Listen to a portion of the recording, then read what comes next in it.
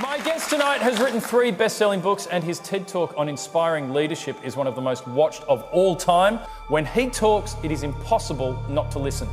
My name is Sinek, and I have a clear vision of what I want to build in this world. I imagine a world in which the vast majority of people wake up every single morning inspired to go to work, feel safe when they're there, and return home fulfilled at the end of the day. I promise you, our guests will help you acquire the behaviors and thought patterns you need to be successful in anything that you're trying to accomplish. I have yet to give a speech or have a meeting where somebody doesn't ask me the millennial question. What's the millennial question? Apparently, millennials as a generation, which is a group of people who were born approximately 1984 and after, are tough to manage. And they're accused of being entitled and narcissistic, self-interested, unfocused, lazy. But entitled is the big one. And because they confound leadership so much, what's happening is leaders are asking the millennials, what do you want? And millennials are saying, we want to work in a place with purpose, love that. We want to make an impact, whatever that means. We want free food and beanbags. And so somebody articulates some sort of purpose, there's lots of free food and there's beanbags, and yet for some reason they're still not happy. And that's because they're missing, there's a missing piece. What I've learned is that I can break it down into 4 pieces, right? There are four things, 4 characteristics. One is parenting, the other one is technology, the third is impatience, and the fourth is environment. The generation that we call the millennials, too many of them grew up subject to, not my words, failed parenting strategies, where, for example, they were told that they were special all the time. They were told that they could have anything they want in life, just because they want it, right? They were told, some of them got into honors classes, not because they deserved it, but because their parents complained. And some of them got A's, not because they earned them, but because the teachers didn't want to deal with the parents. Some kids got participation medals. You got a medal for coming in last, right? Which the science we know is pretty clear, which is it devalues the medal and the reward for those who actually work hard. And it actually makes the person who comes in last feel embarrassed because they know they didn't deserve it. So it actually makes them feel worse, right? So you take this group of people and they graduate school and they get a job, and they're thrust into the real world, and in an instant they find out they're not special, their moms can't get them a promotion, that you get nothing for coming in last, and by the way, you can't just have it because you want it, right? And in an instant, their entire self-image is shattered. And so you have an entire generation that's growing up with lower self-esteem than previous generations. The other problem, to compound it, is we're growing up in a Facebook, Instagram world. In other words, we're good at putting filters on things. We're good at showing people that life is amazing even though I'm depressed, right? And so everybody sounds tough, and everybody sounds like they got it all figured out. And the reality is there's very little toughness, and most people don't have it figured out. And so when the more senior people say, well, what should we do? They sound like, this is what you got to do. And they have no clue, right? So you have an entire generation growing up with lower self-esteem than previous generations, right? Through no fault of their own, right? They were dealt a bad hand, right? Now let's add in technology. We know that engagement with social media and our cell phones releases a chemical called dopamine. That's why when you get a text, it feels good, right? So we've all had it where you're feeling a little bit down or feeling a bit lonely, and so you send out 10 texts to 10 friends, hi, hi, hi, hi, hi, because it feels good when you get a response, right? Right? It's why we count the likes, it's why we go back 10 times to see if my Instagram is growing slower, did I do something wrong? Do they not like me anymore, right? The trauma for young kids to be unfriended, right? Because we know when you get a hit of dopamine, which feels good. It's why we like it, it's why we keep going back to it. Dopamine is the exact same chemical that makes us feel good when we smoke, when we drink, and when we gamble. In other words, it's highly, highly addictive, right? We have age restrictions on smoking, gambling, and alcohol And we have no age restrictions on social media and cell phones, which is the equivalent of opening up the liquor cabinet and saying to our teenagers, hey, by the way, this adolescence thing, if it gets you down. But that's basically what's happening. That's basically what's happening, right? That's basically what happened. You have an entire generation that has access to an addictive, numbing chemical called dopamine through social media and cell phones as they're going through the high stress of adolescence. Why is this important? Almost every alcoholic discovered alcohol when they were teenagers. When we're very, very young, the only approval we need is the approval of our parents. And as we go through adolescence, we make this transition where we now need the approval of our peers. Very frustrating for our parents, very important for us. It allows us to acculturate outside of our immediate families into the broader tribe, right? It's a highly, highly stressful and anxious period of our lives, and we're supposed to learn to rely on our friends. Some people, quite by accident, discover alcohol and numbing effects of dopamine to help them cope with the stresses and anxieties of adolescence. Unfortunately, that becomes hardwired in their brains, and for the rest of their lives, when they suffer significant stress, they will not turn to a person, they will turn to the bottle. Social stress, financial stress, career stress, that's pretty much the primary reasons why an alcoholic drinks, right? What's happening is because we're allowing unfettered access to these dopamine-producing devices and media, basically it's becoming hardwired, and what we're seeing is as they grow older, too many kids don't know how to form deep, meaningful relationships. Their words, not mine.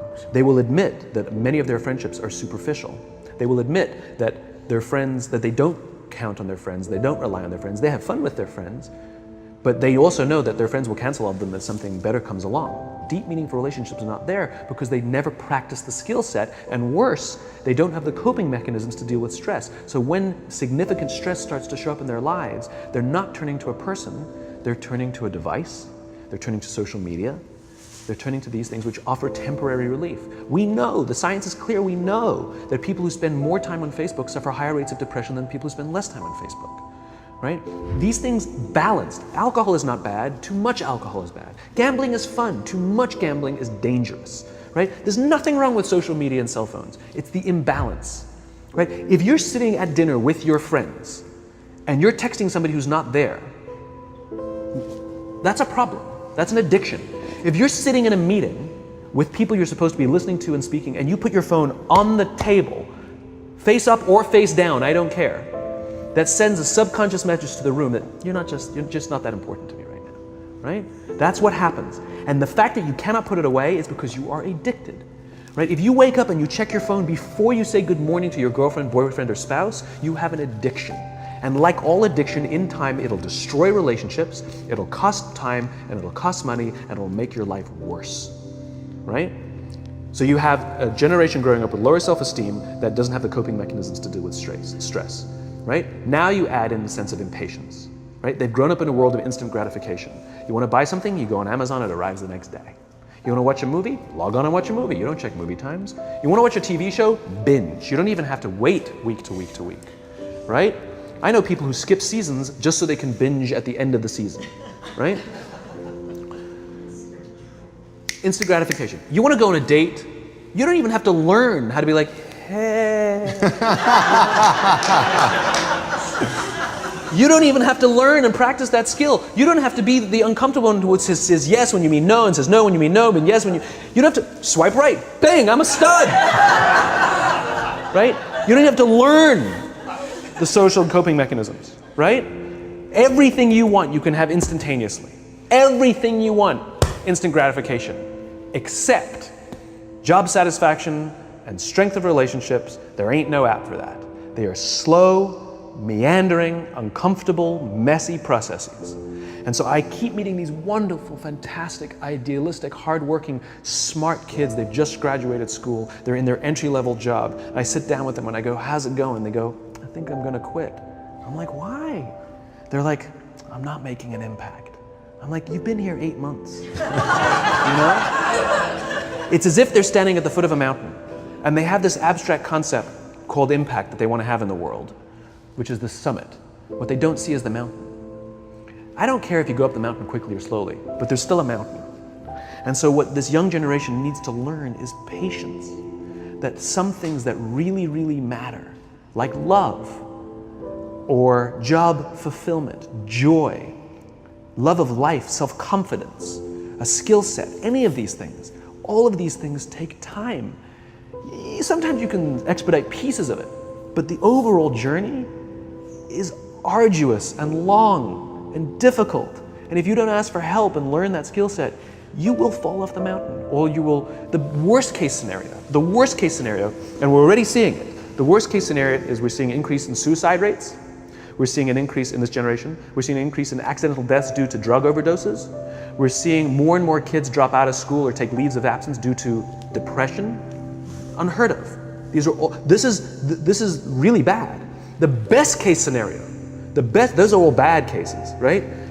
The best case scenario is you'll have an entire population growing up and going through life and just never really finding joy. They'll never really find deep fulfillment in work or in life. They'll just waft through life and it'll be just, it's fine. How's your job? It's fine, the same as yesterday. How's your relationship? It's fine. Like that's the best case scenario, which leads me to the fourth point, which is environment, which is we're taking this amazing group of young, fantastic kids who are just dealt a bad hand. It's no fault of their own. And we put them in corporate environments that care more about the numbers than they do about the kids. They care more about the short-term gains than the long-term life of this young human being. We care more about the year than the lifetime, right? And so we are putting them in corporate environments that aren't helping them build their confidence, that aren't helping them learn the skills of cooperation, that aren't helping them overcome the challenges of a digital world and finding more balance, that isn't helping them overcome the need to have instant gratification and teach them the joys and impact and the fulfillment you get from working hard on something for a long time that cannot be done in a month or even in a year. And so we're thrusting into them in corporate environments, and the worst part about it is they think it's them. They blame themselves. They think it's them who can't deal. And so it makes it all worse. It's not. I'm here to tell them it's not them. It's the corporations, it's the corporate environments, it's the total lack of good leadership in our world today that is making them feel the way they do. They were dealt a bad hand, and I hate to say it, but it's the company's responsibility. Sucks to be you, like we have no choice, right? This is what we got, and I wish that society and their parents did a better job. They didn't. So we're getting them in our companies, and we now have to pick up the slack. We have to work extra hard to figure out the ways that we build their confidence. We have to work extra hard to find ways to teach them the social skills that they're missing out on. There should be no cell phones in conference rooms. None. Zero. And I don't mean the kind of like sitting outside waiting to text. I mean like when you're sitting and waiting for a meeting to start, this is what we all do. We all sit here and wait for the meeting to start. Meeting starting? Okay. And we start the meeting. No, that's not how relationships are formed. Remember we talked about it's the little things? Relationships are formed this way. We're waiting for a meeting to start and we go, how's your dad? I heard he was in the hospital. Oh, he's really good. Thanks for asking. He's actually at home now. Oh, I'm really glad. It was really amazing. I know, it was really scary for a while. That's how you form relationships. Hey, did you ever get that report done? Oh my God, no, I didn't. I'll help you out. Can I help you out with that? Really? That's how trust forms. Trust doesn't form in an event, in a day. Even bad times don't form trust immediately. It's the slow, steady consistency. And we have to create mechanisms where we allow for those little innocuous interactions to happen. But when we allow cell phones in conference rooms, we just, okay, have the meeting. And then my favorite is like when there's a cell phone there and you go like this, you go. It rings and you go. I'm not going to answer that. Mr. Magnanimous, you know? When you're out for dinner with your friends, like I do this with my friends. When we're going out for dinner and we're leaving together, we'll leave our cell phones at home. Who are we calling? Maybe one of us will bring the phone in case we need to call an Uber or take a picture of our meal. That goes without saying, come on. I'm an idealist, but I'm not insane. You know? At a heathen. I mean, it looked really good. We'll take one phone. And so it's like an alcoholic. The reason you take the alcohol out of the house is because we cannot trust our willpower. We're just not strong enough. But when you remove the temptation, it actually makes it a lot easier. And so when you just say, don't check your phone, people literally will go like this. And somebody will go to the bathroom, and what's the first thing we do? Because I wouldn't want to look around the restaurant for a minute and a half, you know? But if you don't have the phone, you just kind of enjoy the world. And that's where ideas happen. The constant engagement is not where you have innovation and ideas. Ideas happen when our minds wander and we go, and you see something, I bet they could do that. That's called innovation, right? But we're taking away all those little moments, right? You should not, and none of us should charge our phones by our beds. We should be charging our phones in the living rooms, right? Remove the temptation. You wake up in the middle of the night because you can't sleep, you won't check your phone, which makes it worse. But if it's in the living room, it's relaxed, it's fine. But it's my alarm clock. Buy an alarm clock. They cost $8, right? I'll buy you an alarm, right? But the point is we now in industry, whether we like it or not, we don't get a choice. We now have a responsibility to make up the shortfall and to help this amazing, idealistic, fantastic generation build their confidence, learn patience, learn the social skills, find a better balance between life and technology. Because, quite frankly, it's the right thing to do.